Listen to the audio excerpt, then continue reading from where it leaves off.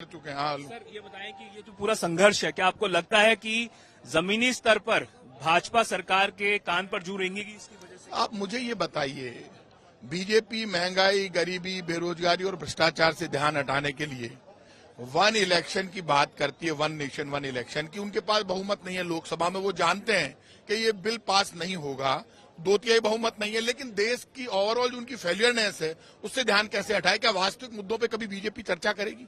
वर्तमान पे बात नहीं करती, 100 वर्ष पीछे बात करती है। आपने क्या किया 1 वर्ष के कार्यकाल की? आपकी उपलब्धि बताओ ना। आप डबल इंजन की सरकार की बात करते हो, डबल इंजन की सरकार फेल हो गई। आज सर, जब धरना प्रदर्शन चल रहा था, धरना स्थल पर आपने कहा कि सारे नेता जो हैं वो आए हुए हैं कांग्रेस के। उसके बाद सचिन पायलट ने भी उसको मजाकिया अंदाज में बोला कि सारे नेता इकट्ठे हैं, इस बारे में बात ही नहीं करनी चाहिए। तो क्या लगता है जो पुरानी बातें हो गई, सचिन पायलट गुड, अशोक गहलोत गुड, वो सारी बातें इतिहास की हैं, या अभी भी आपको लगता है कि कुछ कांग्रेस की ताकत है सामूहिक नेतृत्व।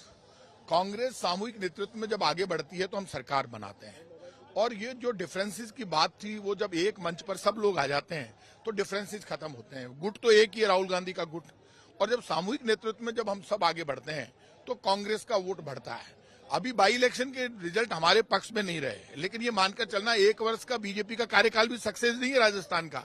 जो प्राइम मिनिस्टर ने वादे किए वो वादे प्राइम मिनिस्टर पूरे नहीं कर पाए, राजस्थान की बीजेपी की सरकार पूरे नहीं कर पाई।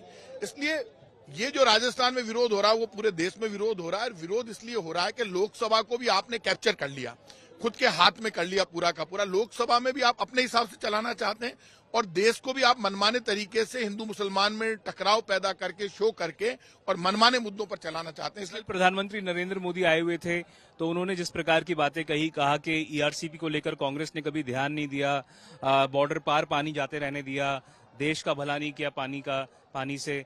तो इस बारे में आपको क्या लगता है कि कांग्रेस जब सत्ता में थी तो ईआरसीपी ला सकती थी पर नहीं लाई? हम ले आए ने, ईस्टर्न राजस्थान कैनाल प्रोजेक्ट हम लाए, 10,000 करोड़ रुपए हमने तय कर दिए, 2 बांध तो हमने बना दिए, उद्घाटन भी हो गया, काम भी हो गया। अब ये राइजिंग राजस्थान की बात कर रहे हैं। आप मुझे बताओ, अनिल अग्रवाल और अडानी जी के लिए भी राजस्थान की सरकार खर्चा करके कमरा बुक करती है, स्कॉच की व्यवस्था करती है, खाने की व्यवस्था करती है। इतने बड़े बड़े पैसे वालों को सरकार के खर्चे पर ठहरना चाहिए था, इन्होंने क्यों ठहराया? सरकार ने, सरकार खुद गड़बड़ कर रही है। तो साफ तौर पर यहाँ पर पूर्व कैबिनेट मंत्री प्रताप सिंह खाचरियावास बड़े आरोप लगाते हुए बीजेपी के ऊपर, और यहाँ पर जिस तरह से कुछ ही नेता कांग्रेस के जो हैं वो टिके रहे जब पानी की बौछार शुरू हुई।